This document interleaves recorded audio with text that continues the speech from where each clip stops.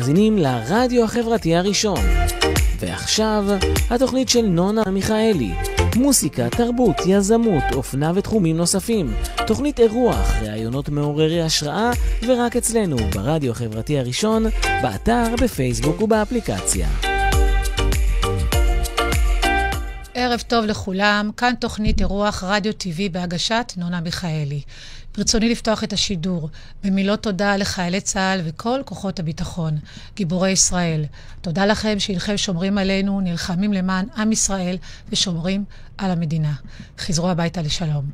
כמו כן, תנחומיי לכל המשפחות השכולות. מאחלת בריאות איתנה לכל הפצועים, ובעזרת השם שכל החטופים יחזרו במהרה. התוכנית הערב בנושא תרבות, אומנות הציור ומחול. בתוכנית אני מארחת שני אורחים. בחלק הראשון, האורח לבן שמש, אומן וצייר ישראלי, מרצה ומורה לאומנות. ובחלק השני, האורח אייל עטלי, יזם ובעל להקת המחול הגיאורגית קזבקי. האומנות תופסת מעמד מרכזי ואוניברסלי בתרבות האנושית. ובשל כך נכללים בתחום האומנות ענפים רבים ומגוונים. משחר ההיסטוריה, הציור נחשב לאחת מצורות האומנות הקלאסיות, עם תיעוד של תרבות אנושית. אומנים רבים לאורך הדורות יצרו יצירות שהפכו לנכסי צאן ברזל. מחקרים מראים כי ליצירת אומנות יש השפעה על מצב הרוח, היא תורמת להתפתחות קוגניטיבית, בנוסף האומנות משמשת ככלי טיפולי בהתמודדות עם טראומה וקשיים, ואף יכולה להנציח סיפורים היסטוריים ועוד. לדוגמה, מאז 7 לאוקטובר 2023, מפרוץ מלחמת חרבות ברזל, אומנים ויוצרים רבים הנציחו זיכרונות באמצעות האומנות. באופן אישי כאומנית, מאמינה שהאומנות, על כל גווניה, דרכה ניתן להביע כישרון, ייחודיות של האומן, רגשות, השקפת עולם, דעות ולהטביע חותם הן בחברה בכלל ובאינדיבידואל בפרט. האורח שלי בתוכנית הינו לבן שמש. לבן נולד למשפחת שמשילשווילי והינו צייר ישראלי מוערך, מרצה ומורה לאומנות. בהשכלתו בעל תואר בתחום החינוך לאומנות מטעם האוניברסיטה בטביליסי. בתחילת דרכו יצירותיו אופיינו בסגנון הקלאסי, ובשנים האחרונות יצירותיו מגוונות, ציורים מודרניים, אבסטרקטיים וסוריאליסטיים.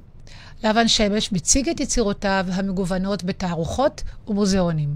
הוא מאייר יצירות מלאות תוכן ומשמעות, כגון ציורי ירושלים, בירת ישראל, ציור המשקף את המלחמה שפרצה ב7 לאוקטובר 2023, ציורים המספרים את סיפורי התנ"ך, דיוקנאות, פורטרטים מרשימים ועוד. בשנת 2015 זכה בישראל בפרס אות מכחול הזהב. לבן שמש, הידוע בכישרונו הייחודי, אדם צנוע באופיו ותושב העיר אשדוד. שלום לבן. שלום למאזינים. שלום. מה שלומך? בסדר, תודה, מה שלומך? בסדר, ברוך הבא לתוכנית שלי. תודה רבה, תודה על הזמנה שלך, תודה. אתה אומן מאוד מוערך, עם יצירות מגוונות ומרשימות. איך הגעת לעולם האומנות? זהו, זה היסטוריה ארוכה קצת, זה מילדות שהייתי קטן, אז ששואלים מתי התחלתי לצייר את האמת, אין לי תשובה על זה, כי כמה שאני זוכר את עצמי כל הזמן אני מצייר. רק בבקשה תתקרב למיקרופון. וזהו, עברתי תקופה ארוכה, הגעתי איפה שהגעתי כבר. כן. כן, זהו, אני ממשיך, אני מלמד, אני ממשיך לעבוד כמה שאני יכול. זה היה חלום ילדותך להיות אומן וצייר? כמובן, כן. ציירת תמיד, מאז ומעולם? כן, מילדות, מגיל ממש קטן, אפילו יש לי כמה סיפורים על זה, קצת מצחיקים גם. כן, נשמע. שהייתי בכיתה, בערך כיתה ו', ככה כזה, הייתה לנו וילה 2 קומות. קומה ראשונה היא הייתה לא גמורה, אבל הקומה שנייה היא הייתה גמורה, אז את כל הציוד שלי, של הציור, זה היה בקומה ראשונה. אז בבוקר הייתי קם, ילד טוב, ללכת לבית ספר, ובמקום ללכת לבית ספר הייתי משאיר את התיק של הבית ספר בקומה ראשונה, הייתי לוקח ציוד של הציור, אני גרתי דרך אגב ביער, בעירוני, כן, הכי גבוה, שראיתי את כל העיר. איפה בגיאורגיה? בעוני. בעוני, כן, שנולדתי שם, אז עליתי ליער וציירתי שם, הייתי לוקח, ירדתי את השעון של אמא שלי, וידעתי שאני יכול לעבוד עד שעה 1:30, למה 1:30 השיעורים נגמרים ואני צריך לחזור הביתה. אז אני מגיע הביתה, ילד טוב, אמא איך היה בבית ספר, אמרתי בסדר גמור, אז... אבל הייתי ביער, ציירתי כי כל כך אהבתי לצייר, ואומנם אז לא היה גם הרבה אפשרויות כמו שהיום. היום האנשים, הציירים הם עשירים ברמות, יש להם הכל, אז לא היה לנו הציוד כל כך, לא בגלל שההורים לא יכלו לקנות, לא. בגלל שלא היה בחנויות, אם כן היה, זה בשניות היה נגמר הכל. וליד הבית שלי היה בית דפוס. והיה שם פח אשפה בגובה של איזה 1.5 מטר, הייתי נמוך, אז הייתי ילד קטן. והייתי קופץ, והייתי לוקח שם את הנייר שזרקו שם, שלא צריכים, וזה, הייתי גוזר והייתי מצייר על זה. בקצור, אני עברתי תקופה לא כל כך קלה. אוקיי, כן. וזהו, הגעתי איפה שהגעתי, בסוף. קצת הקול שלי לא בסדר היום. המשפחה שלך מאופיינת גם באהבה לאומנות. כן, האבא שלי, זיכרונו לברכה, הוא היה זמר, רקדן, הוא היה מנגן על פנדורי. הפנדורי זה כלי נגינה גרוזינית. וגם אח שלי הגדול, הוא גם סיים אקדמיה, גם הוא אומן. אז אמא שלי הייתה עקרת בית, ואני למדתי הרבה ממנה, המון. לפעמים אני לא הייתי לוקח לקרוא ספרים, כי אני תמיד שמעתי ממנה, היא הייתה מספרת לי כמה דברים, אז הייתי עם זה מרוויח זמן פשוט. כן. מה מאפיין אותך כצייר? זהו, מה שמאפיין אותי כצייר, דבר הכי חשוב, זה לא כל כך נוח לי לדבר על עצמי, אבל אני עובד הרבה. אתה אדם מאוד צנוע, וזה ניכר עליך. אני עובד הרבה, אני עבדתי גם המון, לפעמים שעות על גבי שקל, 30-40 שעות בלי לנוח, הייתי בסטודיו. ותמיד ידעתי דבר אחד, או שבן אדם הוא צריך להיות צייר, או שלא, אין באמצע. או שכן בן אדם הוא אומן, או שלא. ובקיצור תרמתי הרבה וידעתי שאני צריך להגיע לאיזה נקודה, למצוא את הדרך משלי, את הסגנון משלי. אומנם לפעמים אני משנה גם את הסגנון שלי, זה תלוי איזה נושא אני עובד. לפעמים אני צריך איזה גישה קלאסית או גישה אימפרסיוניסטית למשל.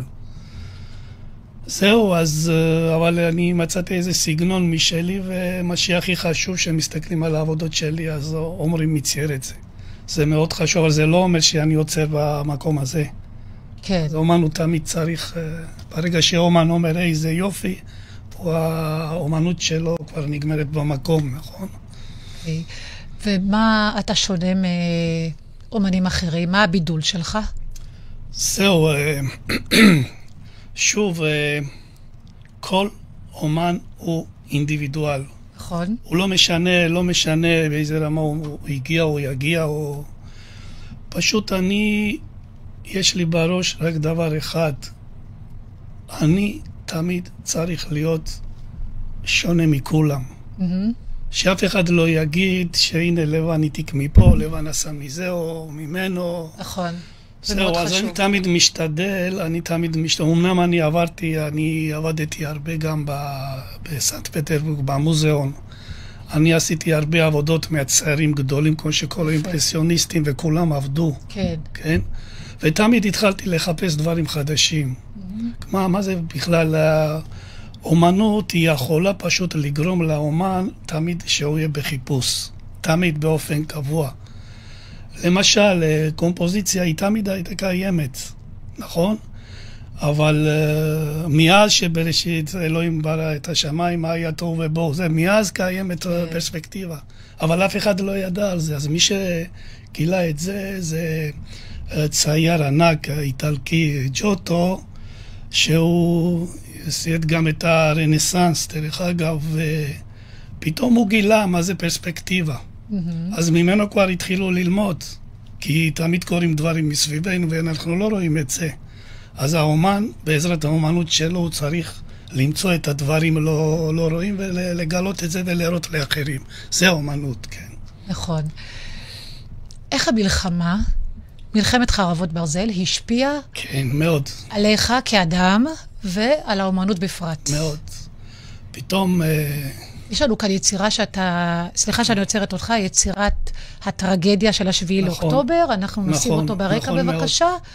מעופר הטכנאי שלנו מאחורי הקלעים. תודה. כן, בבקשה, אני מקשיבה לבן. 5:45, יום שבת, בוקר. כן. פתאום אנחנו מתעוררים מהאזעקות. נכון.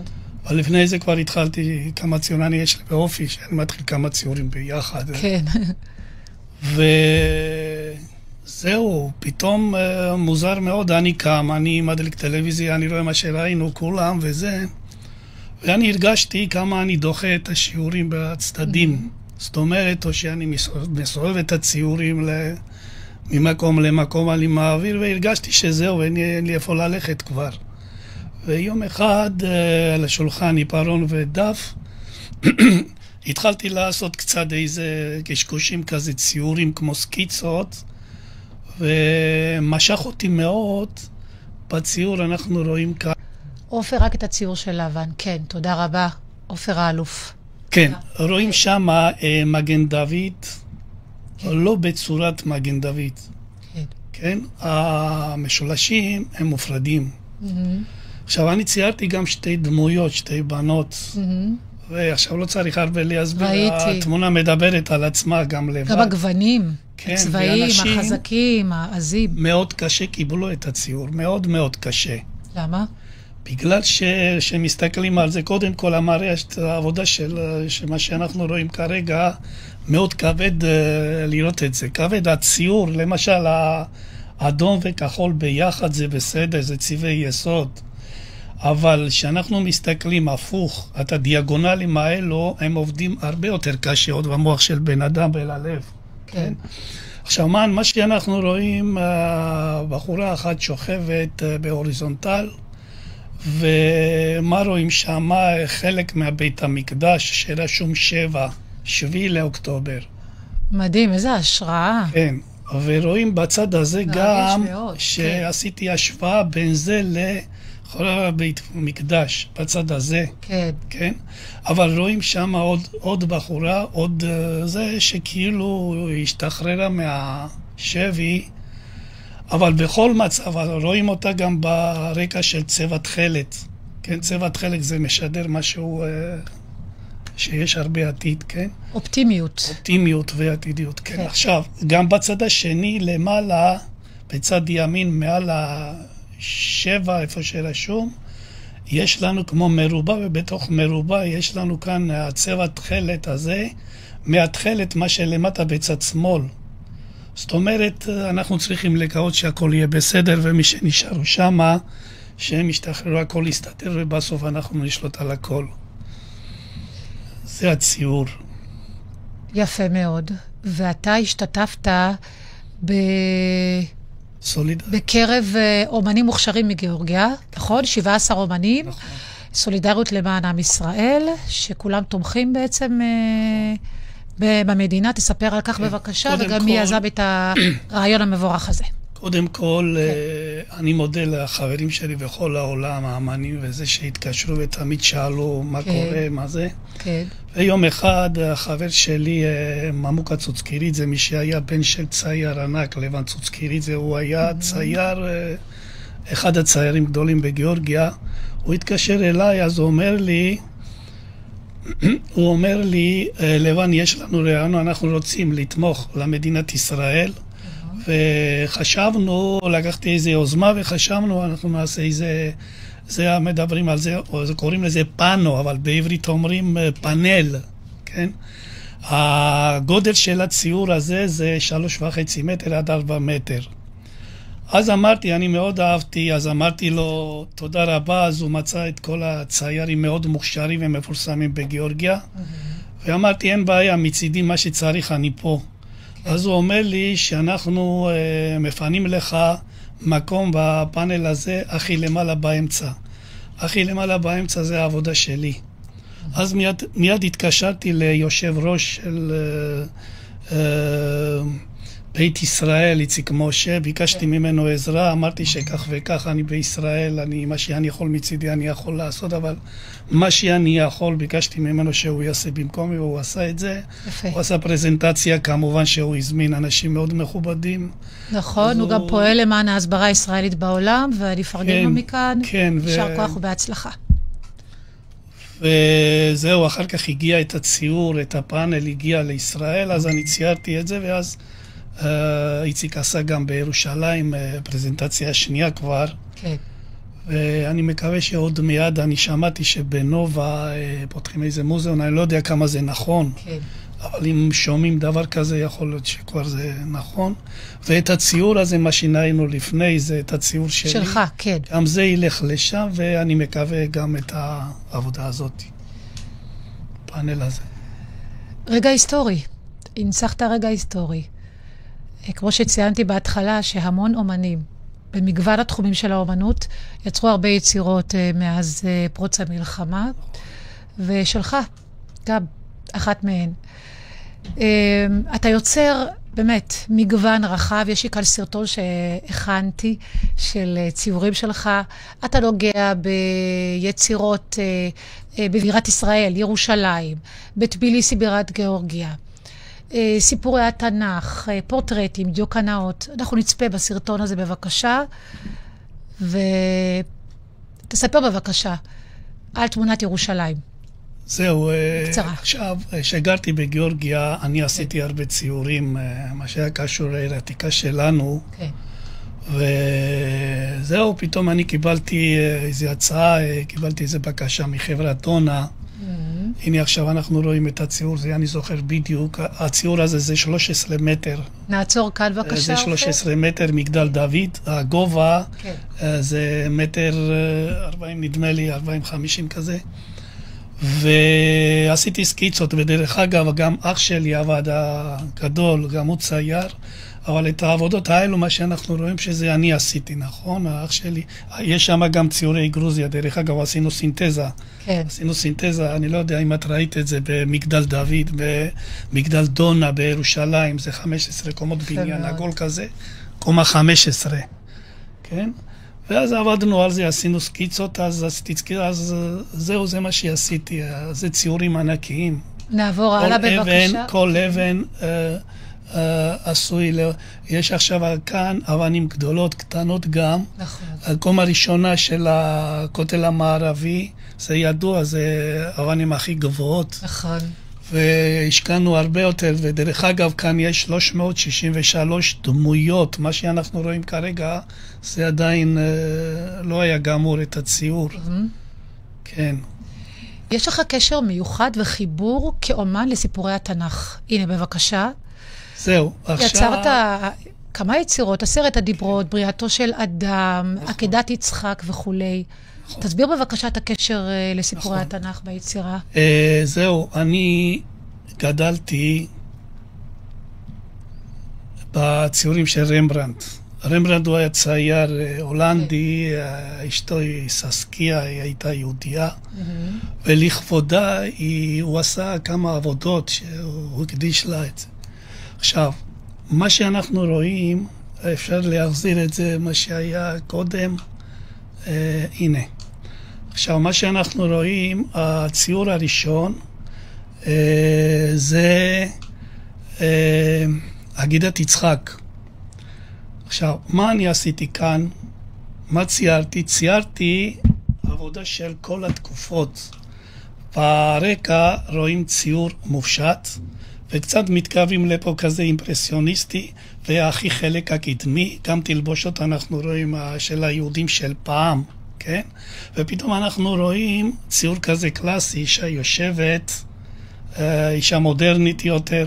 כן. אני רציתי לשדר עם זה את הנצחיות של הנושא הזה, של התנ"ך. בכלל שאנחנו תמיד גדלנו על הסיפורים של התנ"ך, נכון. ואני ממשיך עם זה.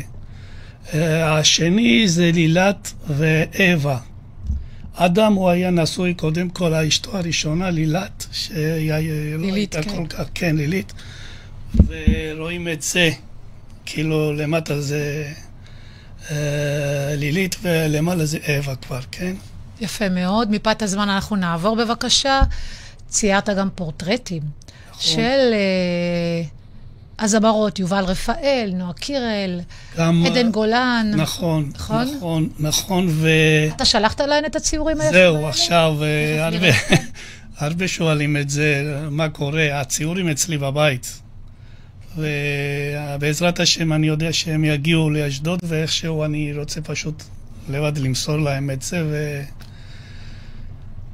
זהו, למה אני ציירתי אותם? לא סתם, בגלל שאני מאוד מכבד אנשים, מי שמכבד את המדינה שלו, ומי שמביא את השם של המדינה בכל בעולם, נכון, הן מייצגות את ישראל בצורה מדהימה. זאת הסיבה שאני ציירתי, אבל הציורים זה ככה, אני ציירתי בגיל 17 בערך. זה יופי. מזה אני לא משדר את המומחיות שלי, מזה אני משדר כמה אני אוהב את המדינה שלי, בגלל אני הייתי שולחת להן את הציורים. אין בעיה, את יכולה להזמין אותה, אני מביא. במקומך אני הייתי שולחת.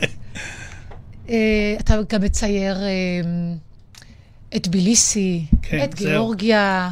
בבקשה גם, תספר על כך, כן. עכשיו. יש לנו גם כמה תמונות. הראשון, רואים את הבית כנסת שלנו, איפה שאני עשו לי ברית מילה. לפני 60 שנה, את האורבנות, את הפינה הזאת, ככה הוא היה נראה, בדיוק ככה. ואת השכונה פה כולם גרו יהודים, רק יהודים. עכשיו הייתי לפני שנתיים, ובכלל חוץ מהבית ספר, בית הכנסת, אין שום דבר שם דומה. הכל חדש. למה בשנת 91 יודעים שהייתה רעידת האדמה בגיאורגיה, ואת כל הבתים ירדו עד לאדמה, כן? והם בנו הכל מחדש. עכשיו, אני ציירתי את הציור הזה, היו לי הרבה, אני מאוד אהבתי מילדות, אני אהבתי לאסוף צילומים של המקומות האלה, ובניתי את הציור באמת איך שזה היה. אפשר שוב להחזיר בבקשה? כן, בקצרה, אנחנו תכף... זהו, ועכשיו שמעתי שבעירייה רוצים בדיוק להחזיר את לבנות. עכשיו, השני זה בית כנסת של טביליסי, החורף. ולפני 60 שנה בדיוק גם את הפינה הזאת, גם פה היו גרים גם יהודים, כמו שאנחנו רואים את זה. ציורים מרהיבים. אתה זכית בפרס מכחול הזהב בשנת 2015, תספר רק כך בקצרה. נכון, כן, זכיתי את הפרס הזה, ופתאום זה קרה בהפתעה, שאת האמת אני לא כל כך ידעתי על זה, וברגע שאמרו לי וזה, אז עשו... הזמינו איזה 600 איש בהיכל התרבות שם, וזהו, קיבלתי, אני את האמת לא כל כך אוהב את הפרסים שלי לדבר על זה. זהו, זה התעודה שקיבלתי מכחול הזהב. כן, הנה, זה הפרס הזה שמסרו לי, זה מכחול הזהב. מי מהווה עבורך השראה? איזה אומן ישראלי או בינלאומי מהווה? זהו, זה מרבה עכשיו הצעירים ישראלים, רובי ריבלין למשל, אני מאוד אוהב, אבל בכלל אני, הכי הרבה שאני גדלתי זה, כמו שאמרתי, רמברנדט, חלס, אימפרסיוניסטים, מאנה, מונה, דגה וגויה, אבל הכי הרבה שאני מתחבר, והכי שאנחנו מאוד מאוד קשורים מבחינה נפשית וזה, זה המדיאו מודיליאני היהודי הצעיר, הגאון הזה, שהוא עבר חיים לא כל כך פשוטה. יש לך תערוכות, ואתה מציג את היצירות במוזיאונים. יש איזו תערוכה בקרוב או בעתיד? זהו, עכשיו לפני שנתיים בדיוק, 7 לאוקטובר דיברנו, הייתי צריך לעשות תערוכה בצרפת, בגלריה ליאונרד דה וינצ'י, ובדיוק לפני יומיים התקשרו שוב אליי. אז מה אני חושב? עכשיו עוד שבועיים יש באשדוד תערוכה, אבל אני עושה המון תערוכות, הרבה מאוד. יפה מאוד. כן.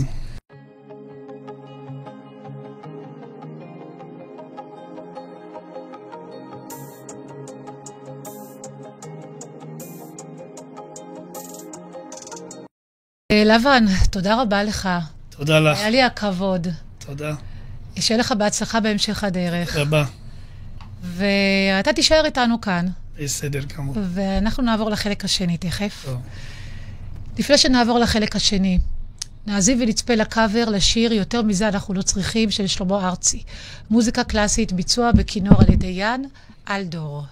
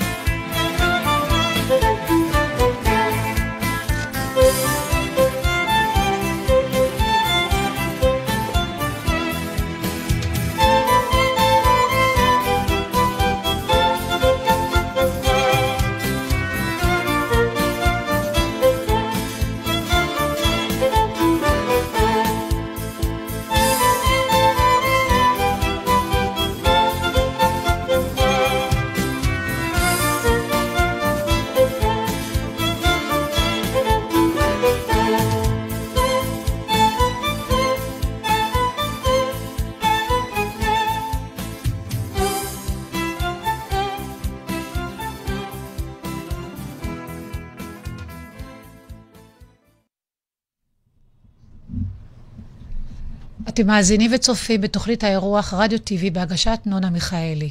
נשוחח על תחום המחול ומעט על יזמות. האומנות לה מעמד אוניברסלי בתרבות האנושית. כוללת ענפים רבים. בחלק הזה בתוכניתי אתייחס לענף המחול, שהינו מאומנויות הבמה.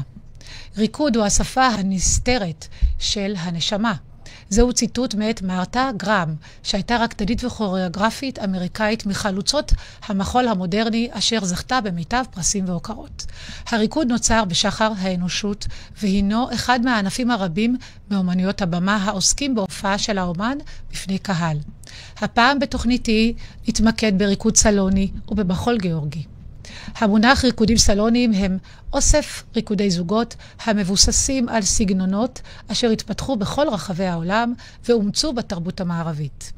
במשך השנים הפכו לתחום תחרותי.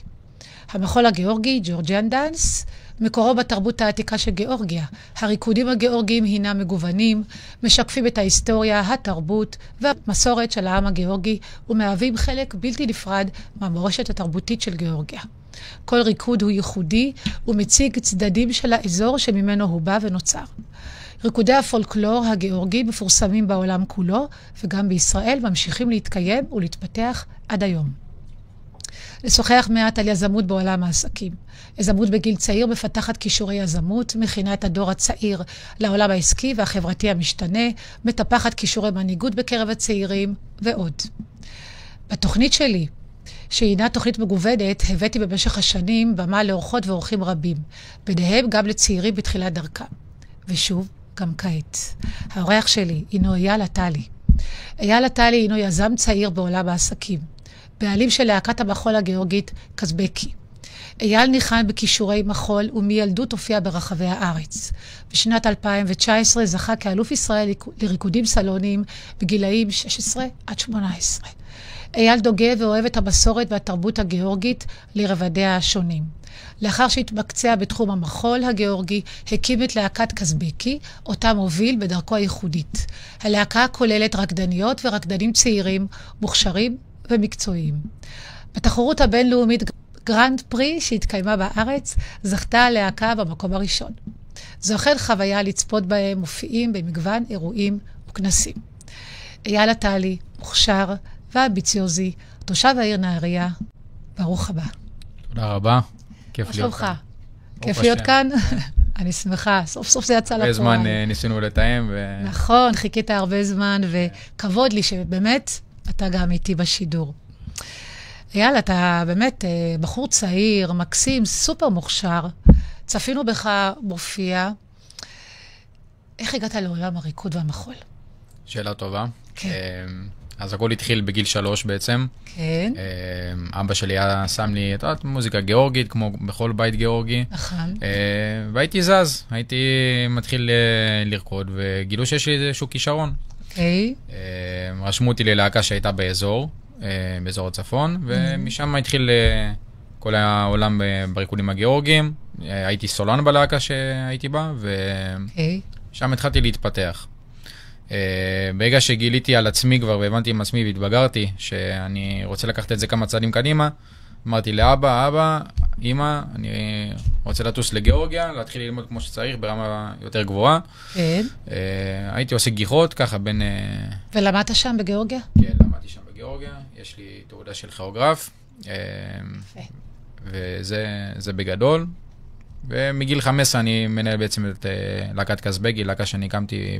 מגיל 15. כן. מאיפה התעוזה הזאת, אייל? אני חייבת לשאול. זה אומץ. אני בן אדם שמעיז, חד משמעית, אבל זה הגיע ממקום שהיה חסר. היה חסר את זה בצפון, הרגשתי שמישהו צריך לקחת את זה ולהרים את זה קדימה, ועשיתי את זה, זה לא היה פשוט, אבל אני שמח על זה, ועל כל רגע שהחלטתי עם עצמי שאני הולך על זה. תמיד היית בעל אומץ? גם... לא תמיד, אבל... אני רוצה לומר בילדות, אבל אתה לא רחוק מהילדות, אתה צעיר מאוד. לא תמיד הייתי בעל אומץ, אבל איכשהו זה התפתח עם השנים, ואני שמח שבזכות התעוזה הזאת, הנה רואים פה על התמונות, יש פה את הדור העתיד שלנו מקסימים, כן, אנחנו תכף נתייחס אליהם אלופים אחד-אחד, אבל אני רוצה קודם להתמקד עליך. ההורים בבית האמינו בך? כמובן. ותמכו בך לאורך כל הדרך. כמובן. בלי ההורים שלי לא הייתי מגיע לאן שאני מגיע, שהגעתי היום, חד משמעית. אם לא הייתה התמונה הזאת, זה לא היה קורה. כן. בכדי להיות רקדן מקצועי, פרט לכישרון, שזה מאוד חשוב, אני מאמינה שיש תכונות נוספות. מה אתה אומר, לפי הניסיון שלך, איזה תכונות צריך אדם שרוצה להצליח בתחום? קודם כל, בריקודים הגיאורגיים, כישרון זה מאוד מאוד חשוב. נכון. זה או שיש לך את זה בדם או שאין לך את זה. זה דבר ראשון. אבל כמובן שכישרון זה לא משהו שמספיק. בוא נגיד ככה, לא הולכים עם זה למכולת, אני אומר את זה לכל התלמידים שלי. צריך לעבוד קשה, אם זה על גמישות, אם זה על קואורדינציה, אם זה על חוזק, אם זה על עדינות, הכל ביחד. ריקודים גיאורגיים זה ריקודים מאוד מאוד קשים, במיוחד לבנים, אבל גם לבנות. ואם לא תהיה עבודה מתמדת, אז זה לא משהו שיכול להצליח. נכון, וריקודים סלונים? ריקודים סלונים גם הם מאוד... גם דורש התמדה. כן, חד משמעית. אני יכול להגיד לך שאני, בתקופה שהייתי בריקודים סלונים, התאמנתי יותר אפילו בריקודים גיאורגיים ברמה כזאת, אם זה מאמנים בחול, אם זה אימונים קבועים כמעט כל יום בשבוע, חוץ מיום שבת כמובן. אבל אני חושב שכל דבר שעושים בחיים, לא משנה אם זה ריקוד או עסקים או כל דבר שתיקחו, זה חייב תמיד להתמיד. התמדה בסופו של דבר יוצרת את ה... בהחלט. ברשותך, אני רוצה להתמקד בריקודים סלונים. נראה ברקע בבקשה, נבקש מעופר הטכנאי שלנו, על כל המסך. את התמונה שלך, אלוף ישראל. מי הבת זוג לצדך? כאן הבת זוג זאת מרגריטה. ריקודים סלונים. בת זוג מרגריטה, היא בעצם תושבת רוסיה, היא לא מהארץ. את האמת שהמאמנים שלי מרוסיה הפגישו בינינו, וככה בעצם יצאנו לקריירה. עשינו המון תחרויות בארץ ובחול, וזה אחת התחרויות שהיינו, אם אני לא טועה, בצ'כיה. מדהים. כן. מה התובנות שלך מהשחייה הזו? פתח לך איזה צוהר ככה להמשך? חד משמעית, זה סוג של טייטל שאני הולך איתו, שאני אומר, אני אלוף ישראל, אז נכון. זה משהו שכיף להגיד. ובגיל מאוד צעיר, מגיל 16 עד 18. כן, כן. כמובן שאחרי זה בהמשך היה קצת קשה יותר להגיע להיות עם תואר אלוף ישראל, אבל הייתי סגן אלוף ישראל, שזה גם מכובד בקבוצה של קטגוריות של בוגרים. כן. אבל חד משמעית, זה סוג של, עובדים קשה, משקיעים, אם זה הביגוד, אם זה התלבושות, אם זה השיעורים, ובסופו של דבר התואר הזה זה משהו שאתה הולך איתו אחרי זה בחוץ, ועם חזה פתוח ואומר, אני הייתי אלוף ישראל, אני הייתי סגן אלוף ישראל, הייתי טופ 9 באירופה, וכו'. זה בסופו של דבר הסוכריות, הפירות שאנחנו קוטפים. יפה מאוד. בוא נחזור למחול הגיאורגי. אתה מורה לריקודים. מה האתגרים? אתגרים מאוד קשים, בפרט בישראל. לרוב, החינוך הגיאורגי, כמו שאני רגיל משם, לא שנולדתי שם, אבל חוויתי זה המון, זה שמלמדים מאוד מאוד קשוח, מאוד מאוד ברור, כאילו אין פה יותר מדי סטיות ימינה או שמאלה. זה או שאתה מקשיב, אתה מגיע בזמן, מתלבש כמו שצריך, עושה את הדברים כמו שצריך, או שאתה הולך הביתה. נכון. אוקיי? עכשיו פה אנחנו בישראל, החינוך הוא קצת שונה, כמובן עם הדור של היום, וזה בסדר, אבל אצלי שנכנסים לשיעורים אין את הדברים האלו, אין את המשחקים האלו. אני מאוד מאוד קשוח. ואני חושב שהרצינות הזאת בעצם זה מה שמביא את הלהקה שלי להיות בין המובילות בארץ היום, ורואים את זה על הבמה. כן. וזהו, לא לכולם זה מתאים. עוד פעם, אתה יודעת, יש כאלה ילדים שפחות מתאים להם הרצינות הזאת והקשיחות, ואני יכול להבין, אבל עוד פעם, לא לכולם זה מתאים. אני לא יכול לשנות את הדרך הזאת, כי זה בעצם הדרך שמביאה להצלחה ולתוצאה. כן. התוכנית שלי היא ישראלית לכל דבר, אתה יודע את זה. גם אני גדלתי בבית של תרבות ושורשים גיאורגי, ואני גאה על כך. אבל התוכנית שלי היא באמת, היא לא סקטוריאלית, לא עדה או קהילה מסוימת, אלא לכלל החברה הישראלית. ואני יודעת באופן אישי, מאנשים שאני מכירה, שהם מאוד אוהבים את הריקודים הגיאורגיים, ואני לא מדברת על הקהילה שלנו, אני מדברת על הישראלים. אני בטוחה שאתה נתקל בתגובות, במיוחד מעדות אחרות, נכון? אני יכול להגיד לך למשל שאנחנו מופיעים בחתונות, לרוב מי שמזמין אותנו זה הצד, נגיד, המרוקאי או הרומני, אלה תמיד הצדדים שתמיד רוצים לראות את זה בחתונה שלהם או באירוע שלהם, יותר מהצד הגיאורגי, כי הם מתלהבים מזה יותר, בשבילם זה משהו חדש, הם לא רגילים לראות את זה.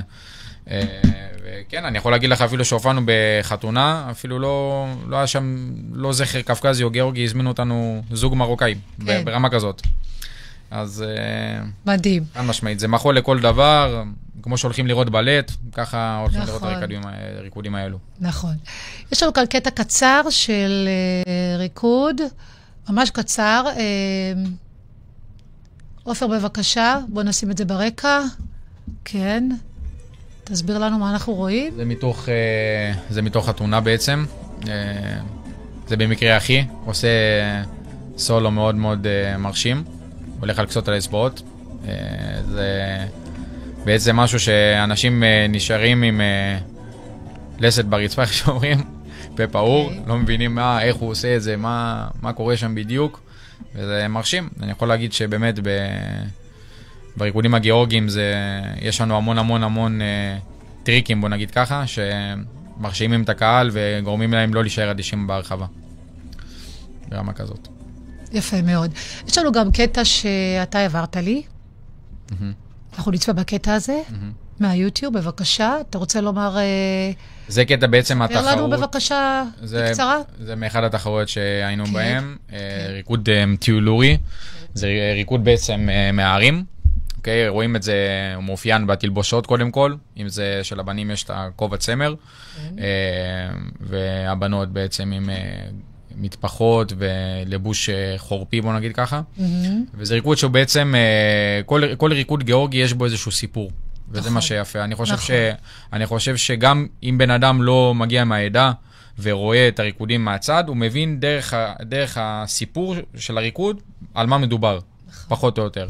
ובעצם פה בריקוד הזה מדובר על חיזור, קודם כל, בין גבר לאישה. כמובן שאין אצלנו לגעת בריקודים האלו. וגם על אחרי החיזור, איזה סוג של קבוצות, כמו, אתה יודע, חבורת בנים, חבורת בנות, שאתה יודע, מתערבבים כזה. זה קבוצה שכמו שיוצאים היום לא יודע, לסרט או לאיזה ישיבה, זה ממש ככה, זה הדימוי. והכל מתבטא בעצם בריקוד פה. מדהים. הצילום של Star of Dance? כן, של הצבע של התחרות. בבקשה.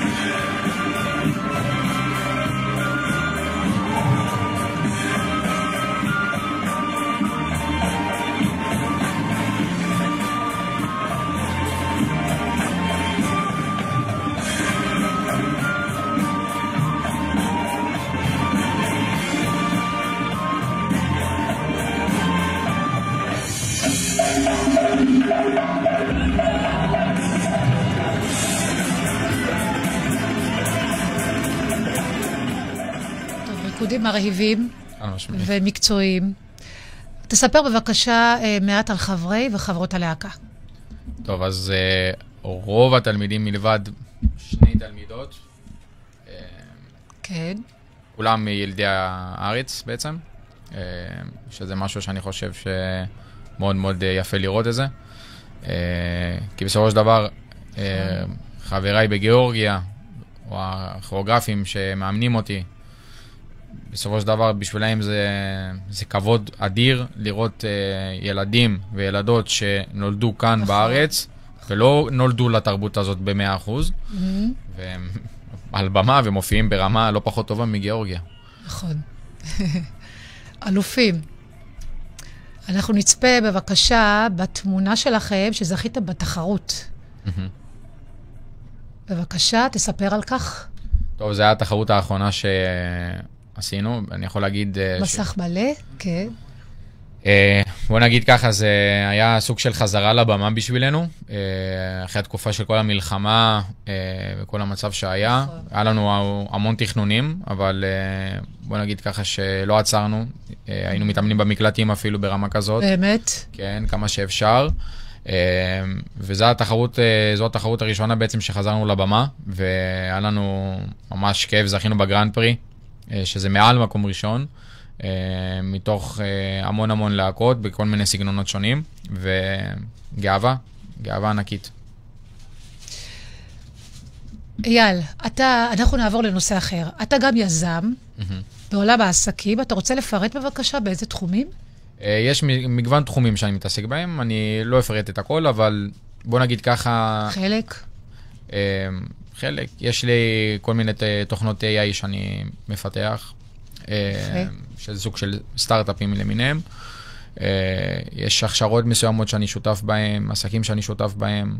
לא הכל אני יכול לפרט, אבל אני שותף בהמון דברים שבעצם מגדירים אותי בתור יזם ואיש עסקים. ומה התובנות שלך בעולם העסקים? אני חושב שכמו שדיברנו... בגילך הצעיר, כי אני מאמינה שיש לך עוד שאיפות. חד משמעית, התובנות שלי שקודם כל, הזמן זה המשאב הכי יקר שיש לנו, ואם אנחנו לא נשתמש בו, לא נוכל להתקדם. לא נוכל להגיע לאן שאנחנו רוצים להגיע. זמן יותר יקר מכסף. נכון. זה התובנה שלי בתקופה האחרונה. ויש המון אנשים שרוצים להגיע לחלומות, ויש להם יעדים מסוימים, אבל הם לא עושים חצי ממה שהם מסוגלים לעשות. הם מבזבזים את הזמן שלהם על שטויות, אם זה לגדול בטלפון, ואם זה לצאת לבילויים כל הזמן, ובסוף לא יוצא מזה שום דבר. אם יש לך מטרה בחיים להגיע לאיזשהו יעד מסוים, לא משנה באיזה תחום, תגדיר אותו, ותלך קדימה, תדהר קדימה, כי הזמן ככה עובר. נכון. ומה העצות שלך לדור הצעיר של יזמים מתחילים? אני חושב שהדור הצעיר הוא באמת... חשוב לא פחות. זכה, כי יש להם המון נגישות. הזדמנויות גם. נכון, חד משמעית. הכל היום בטלפון, הכל היום בסושיאל, הכל היום. ואני חושב שהדור הזה בעצם יפתיע אותנו קדימה. אני חושב שכל אלה שאומרים שהדור הזה הוא עצלן, והדור הזה ככה ופה ושם, אני חושב שיש דברים שהם יודעים יותר מאיתנו אפילו, ויש דברים שהם יודעים בגיל שלהם הנוכחי, שאנחנו לא ידענו בגיל הזה. אז אני חושב שכל עוד יש להם את הידע המקדים הזה, אז הם יכולים להגיע כמה שיותר קדימה. מה מניע אותך להצלחה? אני אוהב להצליח, אני נולדתי להצליח. אני מרגיש שזה. אני מרגיש אני אוהב להנהיג, אני אוהב ליצור קשרים עם אנשים, אני אוהב ליצור דברים חדשים.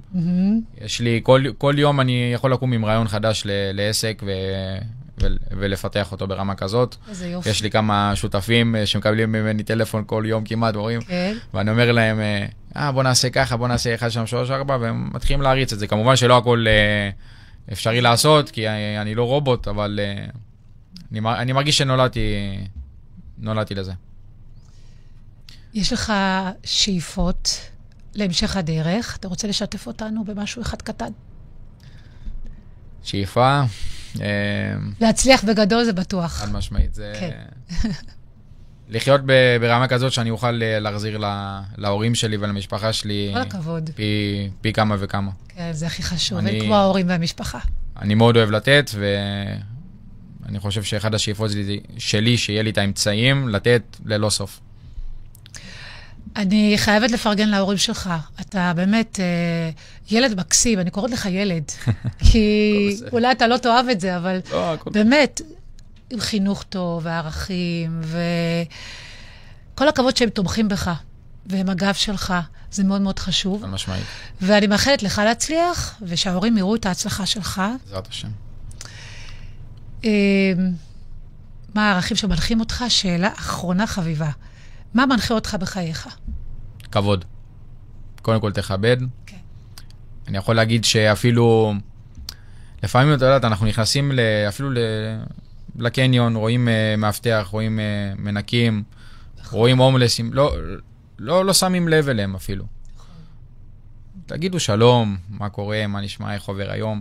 תאמינו לי שהטוב הזה שעושים והכבוד הזה, גם אם זה מישהו זר או אפילו סתם ברחוב שאתם לא מכירים, זה נותן איזושהי אנרגיה שגורמת לך להמשיך את היום יותר טוב, ואני מאמין, אני אחד שמאמין בבורא עולם, ואני מאמין שככל שנותנים יותר וככל שאתה יותר מכבד אנשים ואת הסביבה שלך, אז ככה יחזור אליך כפול, אפילו פי 3. אני איתך, גם אני בדעה הזאת, והתוכנית הסתיימה. חלף מהר, נכון? כן, חלף מהר. כן. תודה לך. זמן עובר מהר שנהנים. נהנית? כן. כן, אני שמחה מאוד. תודה רבה לך על ההזמנה, על מה שאת עושה. תודה. שתמשיכי ותצליחי ככה. תודה רבה, אייל היקר. אני בטוחה שאני אראה אותך עוד מגיע רחוק. בעזרת השם. בהצלחה לך, לכל חברי וחברות הלהקה. תודה רבה. ניפגש פה עוד שנה-שנתיים עם תובנות חדשות. בעזרת השם. כל טוב. תודה. תודה לכל המאזינים והצופים. תודה לכל אוהבי על הפרגון לאורך כל הדרך. תודה לאופר בוכניק על צילום והפקה טכנית. כל הישועות לעם ישראל. מתפללת שבעזרת השם כל החטופים יחזרו במהרה הביתה לשלום. שבוע מבורך לכולם, כאן נונה מיכאלי.